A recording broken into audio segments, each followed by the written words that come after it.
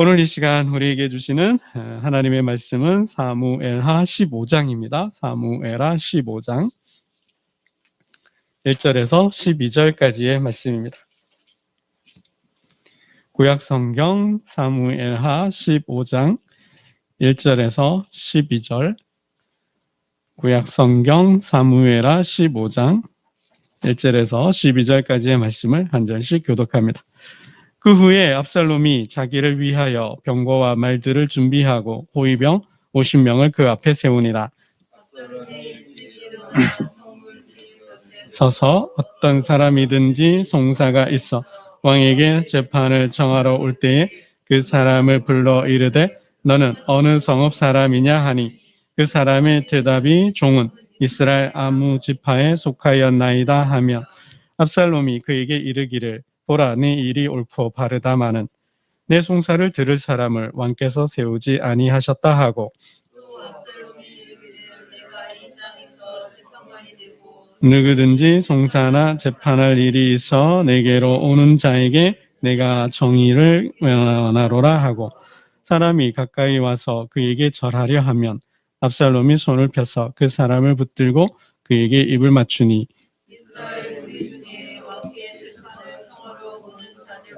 압살롬이 행함이 이가 같아서 이스라엘 사람의 마음을 압살롬이 훔치니라.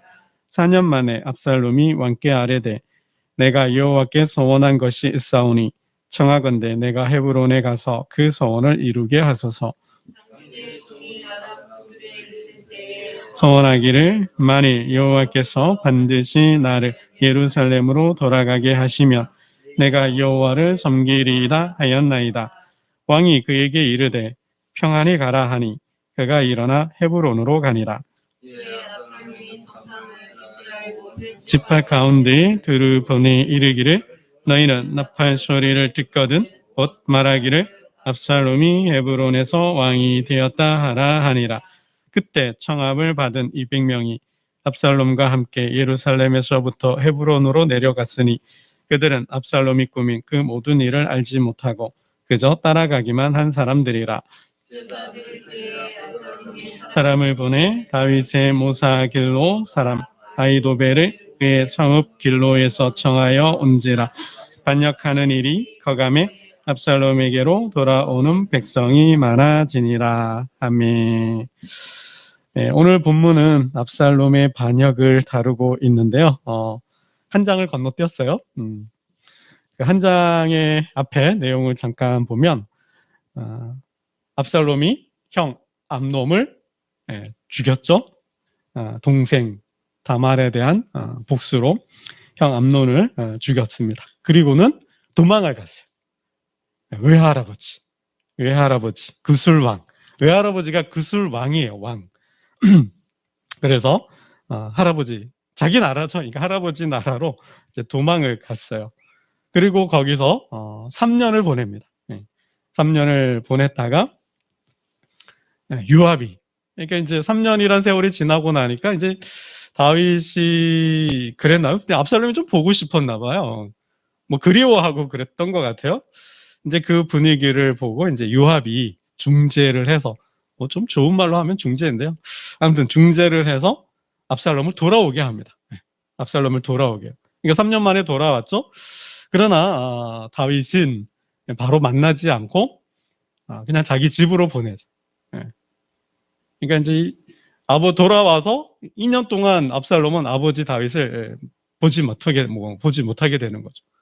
그러니까 요압의 중재로 구술, 그러니까 할아버지에게서부터 이제 다시 예루살렘으로 돌아왔지만 다윗이 만나주지 않아요. 그래서 2년 동안 자기 집에 이제 거처하게 되는데 그러고 있다가 다시 요압을 통해서 아버지 다윗을 만나게 됩니다. 2년 만에 만나게 됩니다. 돌아오고 2년 만에 만나게 되는데요. 그 대목은 잠깐 함께 볼까요? 우리 33절 바로 윗절인데요. 14장 33절 함께 보겠습니다. 시작. 요압이 왕께 나아가서 그에게 아뢰매 왕이 압살롬을 부르니 그가 왕께 나아가 그 앞에서 얼굴을 땅에 대어 그에게 절하매 왕이 압살롬과 입을 맞추니라.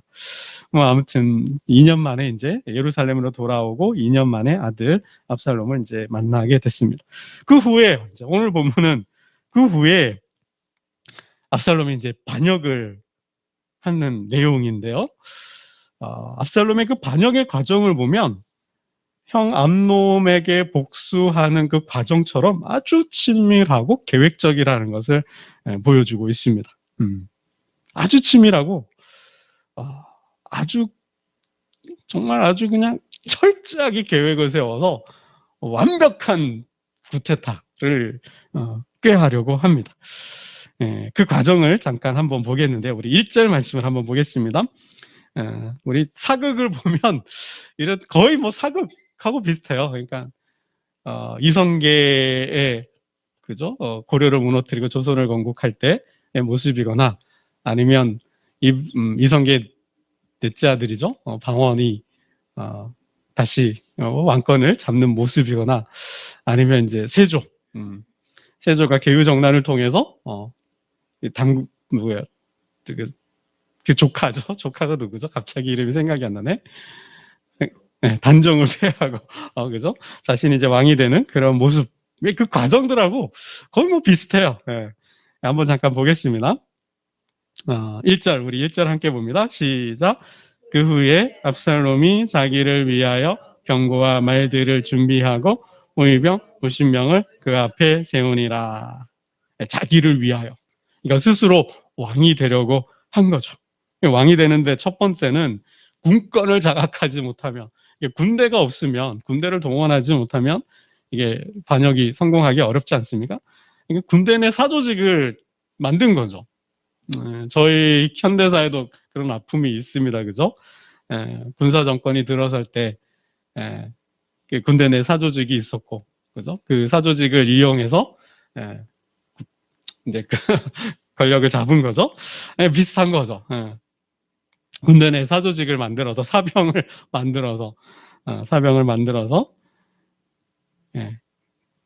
자기 앞에 이제 세우는 거죠. 힘을 만든 거죠. 힘을. 그러니까 이제 반역을 하는데 군대가 없으면 이제 성공하기가 어렵지 않습니까? 그러니까 이제 군대 내 어떤 자기네 세력을 심은 거죠. 이제 군권을 장악할 의도가 있었던 것 같습니다. 이게 이제 이렇게 군대 내 사조직을 통해서 자기를 이제 보호하면서 지키면서 힘을 모아서 이제 반역을 준비하는 거죠. 첫 번째는 이제 군내 손해된 것이고요. 이제 두 번째는 민심을 얻어야 돼. 그러니까 군대가 반역을 성공하려면 이게 백성들의 마음을 얻지 못하면, 민심을 얻지 못하면 이게 실패할 수밖에 없잖아요. 이게 권력을 잡았어도 백성들이 인정하지 않고 그 정부를, 그 정권, 그 권력을 인정하지 않으면 어떻게 돼요? 이게 뭐 폭력으로 갈 수밖에 없으니까 아무래도 힘들죠, 통치하기가. 그러니까 이제 두 번째는 이제 민심을 얻는 작전을 쓰는 거죠. 백성들의 마음, 다윗의 편 백성들의 마음을 훔쳤다 그러는데요. 그 마음을 자식에게로 돌이키는 작전을 씁니다. 정말 똑똑한 사람인 것 같아요.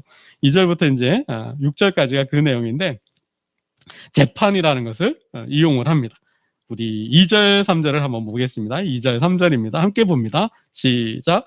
압살롬이 일찍이 일어나 성문길 곁에 서서 어떤 사람이든지 송사가 있어 왕에게 재판을 청하러 올 때 그 사람을 불러 이르되 너는 어느 성읍 사람이냐 하니 그 사람의 대답이 종은 이스라엘 아무 지파에 속하였나이다 하면 압살롬이 그에게 이르기를 보라 내 일이 옳고 바르다마는 내 송사를 들을 사람을 왕께 세우지 아니하셨다 하고 그랬습니다. 그리고는 자기가 재판을 하는 거예요.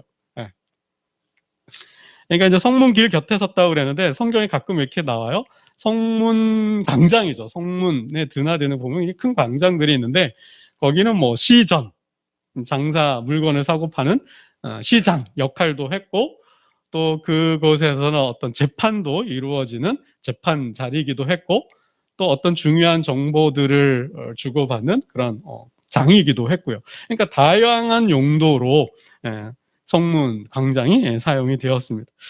이제 그 광장을 해서 재판을 연 거죠. 이 재판은 왕이나 그 성읍의 장로들이 재판을 하게 되어 있는데 압살롬이 그 재판 제도를 이용을 하는 거죠. 사람들이 송사 어떤 법적인 문제가 있어서 왕에게 재판을 받으러 오면 자기가 중간에서 가로채는 거죠. 근데 어떻게 가로채요? 이 3절을 보니까 내 송사를 들을 사람을 왕께서 세우지 아니하였다. 그러니까 반역의 명분을 쌓기 위해서 백성들의 마음을 얻으려고 하는데 결국 다윗은 무능하다라는 거예요. 내가 가봐야 만나주지도 않을 거고 설령 만난다 하더라도 너는 올바른 재판을 하지 못해 억울한 일을 당할 것이다. 그러니 내가 재판해 줄게. 내가 도와줄게. 이런 거죠. 그래서 어떻게 왕의 권력을, 왕의 힘을 빼는 거죠. 그러니까 이게 여러분, 이게 반역을 할 때는 꼭 뭐야? 현 정부의 무능이죠. 왕이 무능한 대통령 힘이 없다. 그럼 아무것도 못한다. 능력이 없다라는 거 아니에요? 통치할 국가를 경영할 만한 힘이 없다라는 거잖아요. 그러니까 이게 굉장히 국가를 통치할 만한 능력이 없다. 그럴 역량이 없다. 지식이 부족하다. 리더십이 없다. 무능을 내세우잖아요. 또 뭘 내세워요? 그런 사람들 보면 백성들의 관심 없다. 사리사욕에 빠져서 탐욕에 빠져서 어떻게 해요? 자기 배만 불린다. 그러한 모습들. 또 국민들의 국가 운영에 무관심하다. 또 뭐예요? 부정하다라는 것을 현 정부의 부정성을 많이 드러내지 않습니까? 불의하다라는 거죠. 권력의 어떤 불의함, 재판 제도의 불의함, 어떤 경제 정책의 불의함, 백성들보다는 힘 있는 자들의 편에 서서 또 법을 무시하고 자기 마음대로 통치한다라는 거죠. 그러니까 언제나 구테타나 혁명을 일으키는 자들의 명분은 현 정부를 부정해요. 그 현 정부의 무능성과 국정을 운영할 만한 능력이 없음과 또 부정, 축제라든지 이런 것들을 내세우지 않습니까? 현대사에 보면 그죠? 이공화국을 했던 땡땡 대통령께서 혁명을 일으킬 때 그랬죠. 그러니까 이게 어느 나라든 어느 역사든 보면 반역을 하는 사람들의 명분을 얻기 위해서 현 정부를 부정해요. 그래서 현 정부의 어떤 무능성과 부정과 어떤 불의한 모습들을 내세우는 거죠. 그러니까 이제 압살롬도 그런 모습을 이제 보여주고 있습니다. 4절을 보겠습니다. 4절입니다. 시작.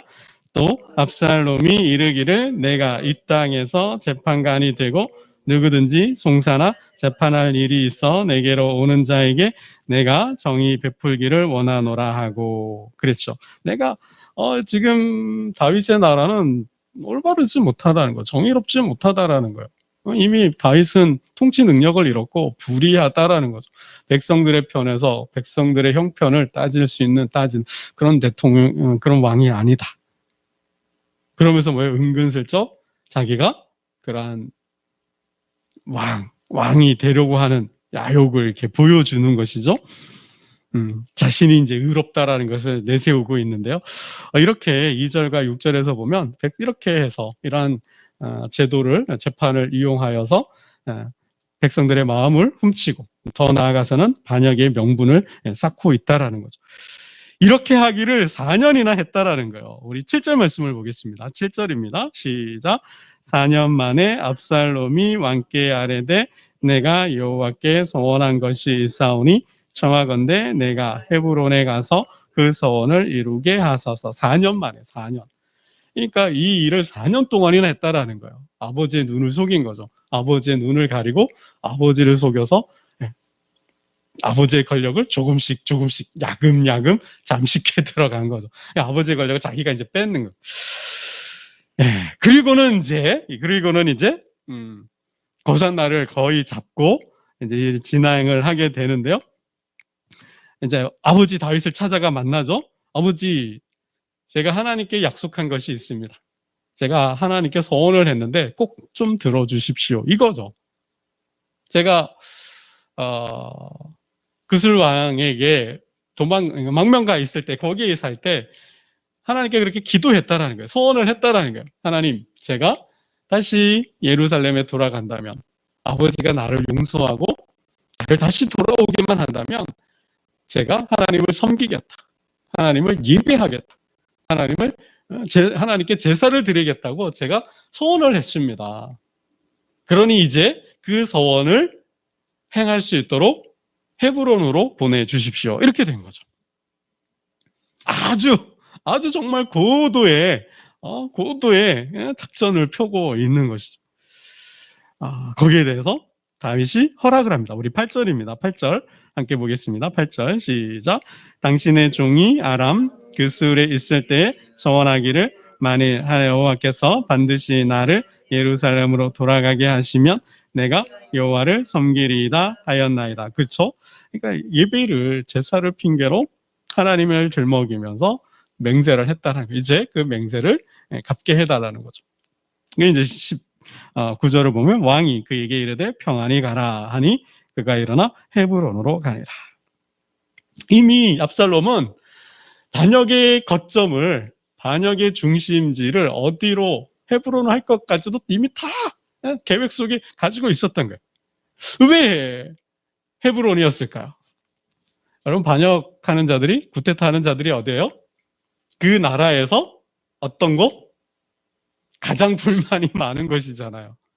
자기가 반역하기에 자기 편으로 삼기 가장 좋은 곳을 택하지 않겠습니까? 친정부 세력이 있는 데서 반역을 할 수 있겠어요? 안 되는 거죠. 반정부 세력의 강한, 반정부 성향의 강한 지역에서 그 지역을 장악하고 그 지역을 거점으로 중심으로 구테타 혁명을 해야 되는 거죠. 그래야 성공하는 거 아니겠습니까? 그러니까 압살롬은 이미 그런 마음까지도 다 가지고 계획 속에 있었던 거예요. 왜? 헤브론이니까.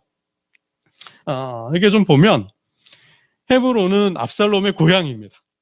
우리도 지금 현대 정치에서 많이 하잖아요. 출마하면 어디에서 출발해요?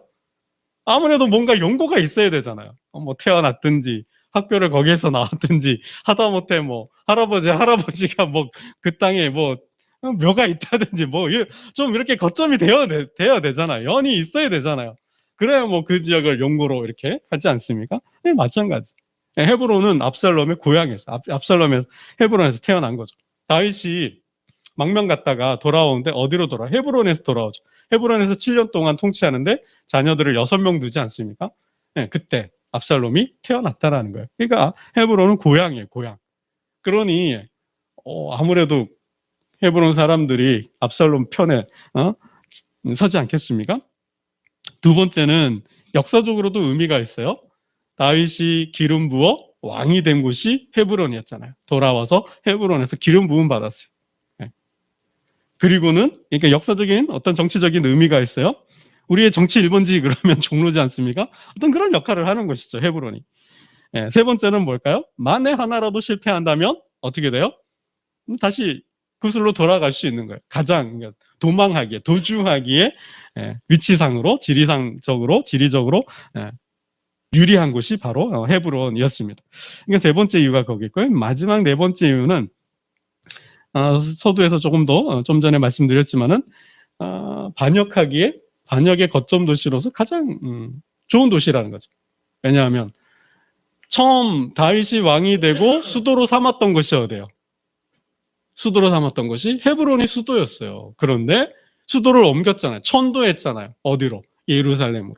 여부수 족속을 파하고 예루살렘을 이스라엘의 전 통일 국가의 수도로 삼았죠.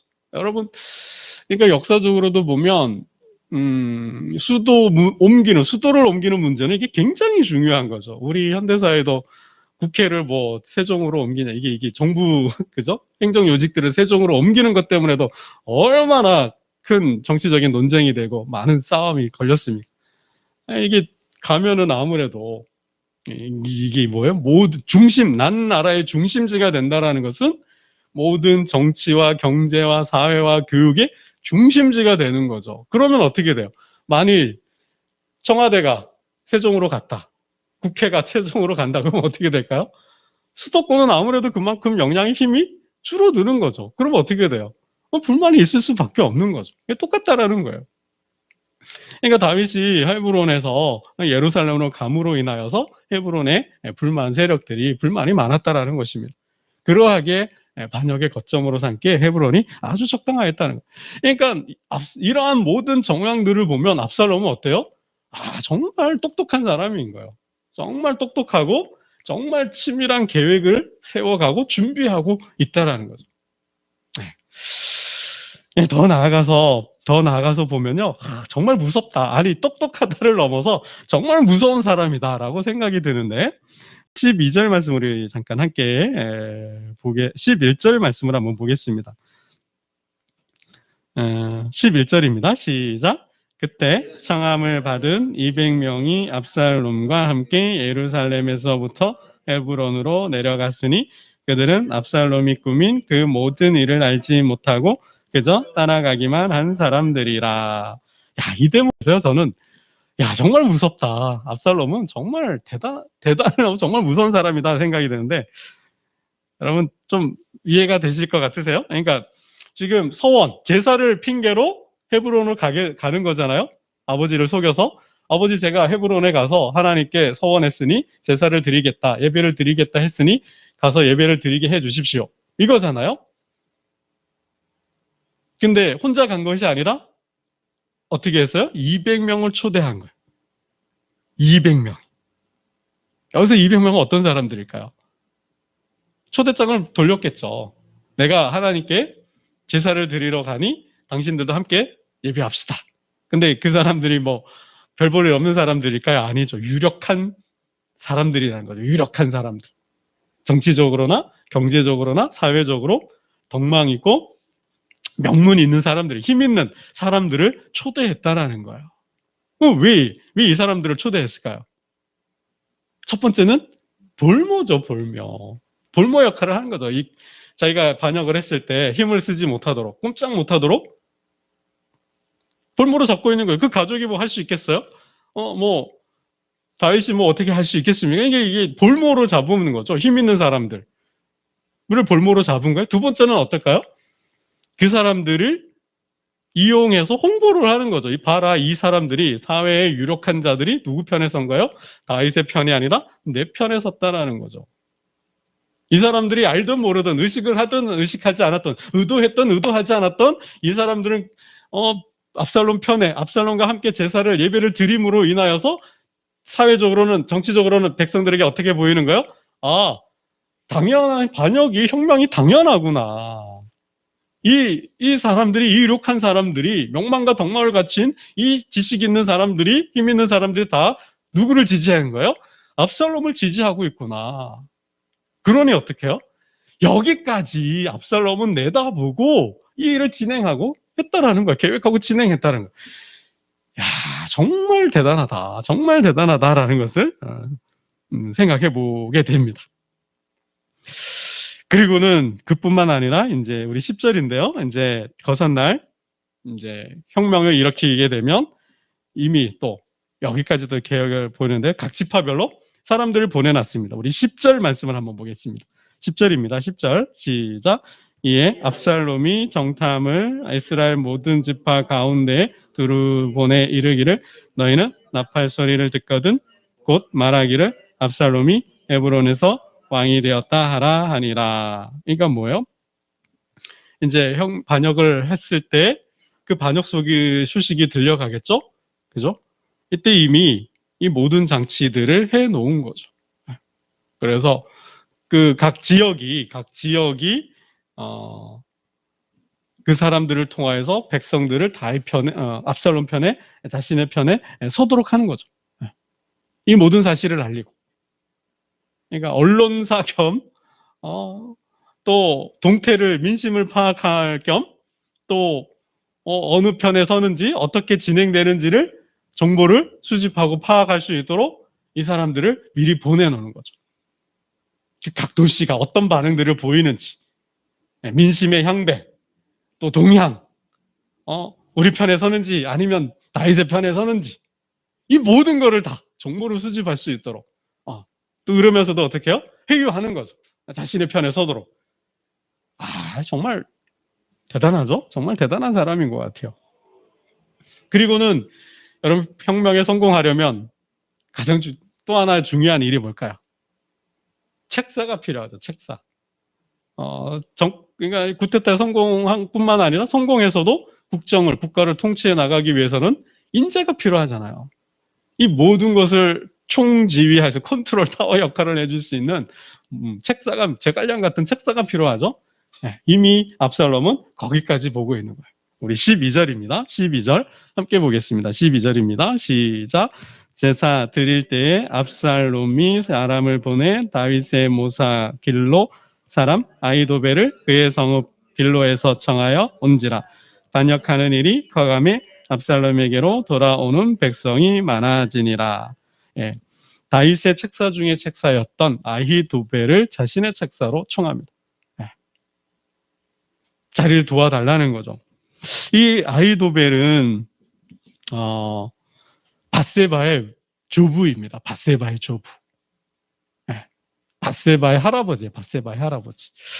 왜 다윗도 인정하는 그러한 다윗의 신하 중에서도 신하였고 충신 중에 충신이었는데 왜 길로에 그러니까 고향으로 내려간 거죠. 그리고는 이 압살롬이 반역을 했을 때 그를 도와주게 돼요. 왜 아히도벨은 압살롬을 도와주게 됐을까? 많은 주석가 학자들은 보기에 이게 손녀죠. 밧세바 다윗 간의 불륜으로 인하여서 실망한 거죠.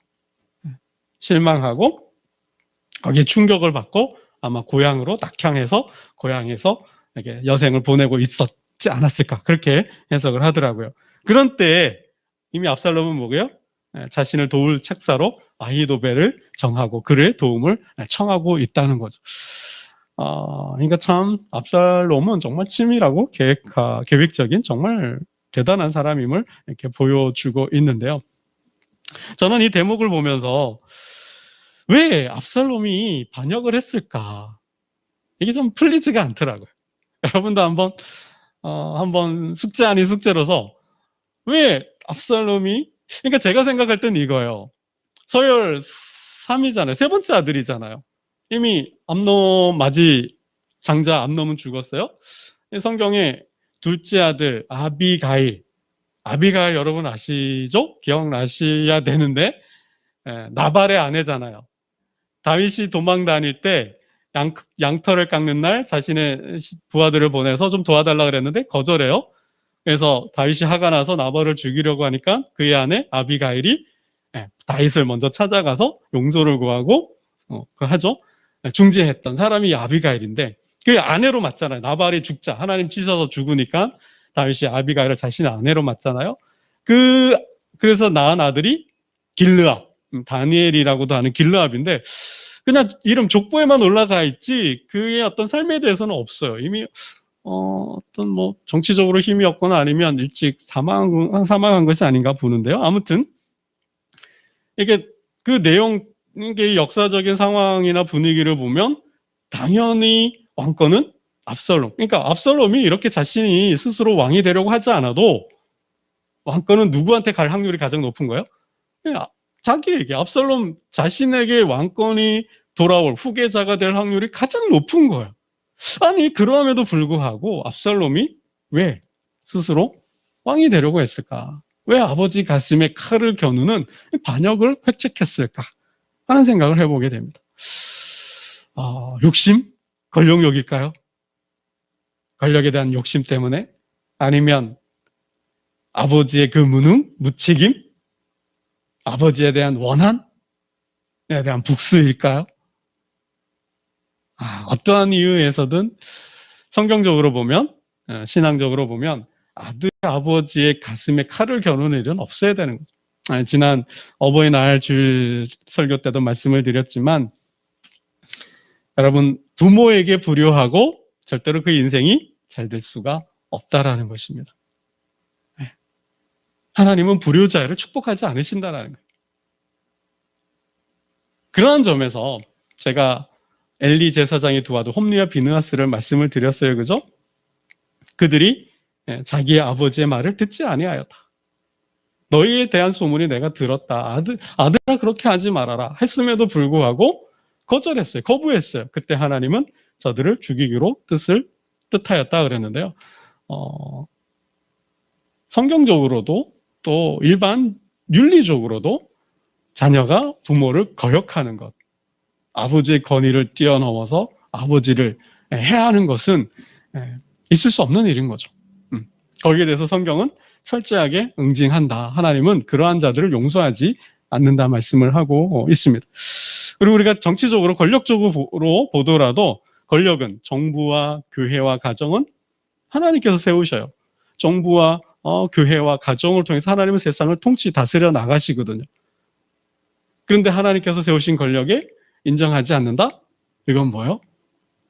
로마서 13장 2절에도 하나님께서 말씀을 하셨지만 각 사람은 위에 있는 권세들에게 복종하라. 권세는 하나님으로부터 나지 않음이 없나니 모든 권세는 다 하나님께서 정하신 바라. 그러므로 권세를 거스르는 자는 하나님의 명을 거스림이니 거스르는 자들은 심판을 자취하리라. 하나님 심판하신다 그랬거든요.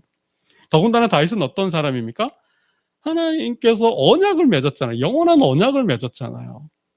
다윗과 그의 나라와 그의 왕권을 견고히 하고 하나님 나라를 이루는 모든 민족과 복을 받는 축복의 통로로 삼겠다 약속해 주셨는데 그 나라에 도전하는 것은 결국은 하나님에 대한 도전일 수밖에 없는 거죠. 잠언 24장 21절 말씀입니다. 내 아들아 여호와와 왕을 경외하고 반역자와 더불어 사귀지 말라.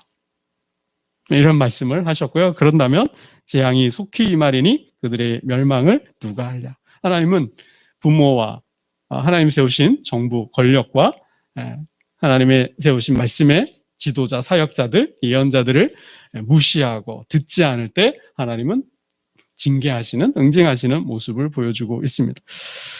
말씀을 맺겠습니다. 이 좋은 머리 이렇게 정말 훌륭한 정말 똑똑한 지혜와 지식을 가지고 있는 압살롬이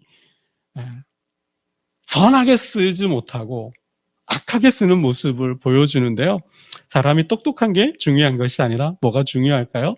내가 좀 지혜가 없어도 배운 게 없어도 가진 게 없어도 하나님 앞에서 정직하고 선하고 착하게 사는 것이 더 훌륭한 멋진 인생이라는 거죠. 정말 하나님 주신 그 지식과 권력과 그 건강과 그 모든 것을 하나님과 그의 나라와 사람의 유익을 위해서가 아니라 뭐야? 자신의 탐욕과 남을 해하면서까지도 악하게 쓴다면 그것은 잘못된 것이죠. 하나님은 거기에 대해서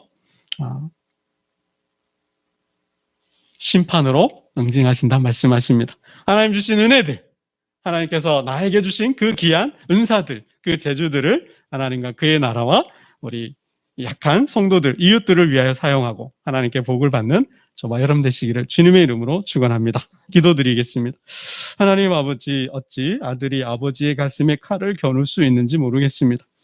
그 이유는 다 포도 성경이 말하고 있진 않지만 인륜을 저버리는 천륜을 저버리는 폐륜적 모습임을 하나님 말씀해 주셨습니다.